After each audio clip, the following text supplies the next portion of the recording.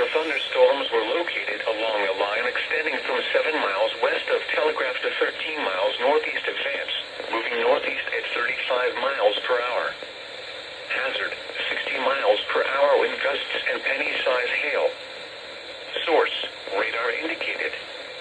Impact, expects damage to roofs, siding, and trees. Locations impacted include US-83 near the Kerr-Kimball County line, I-10 near the Kimball-Kirk County line, the intersection of I-10 and US 290 and US 377 near the Kimball-Edwards County line. For your protection, move to an interior room on the lowest floor of a building. Large hail, damaging winds, and continuous cloud-to-ground lightning are occurring with these storms. Move indoors immediately.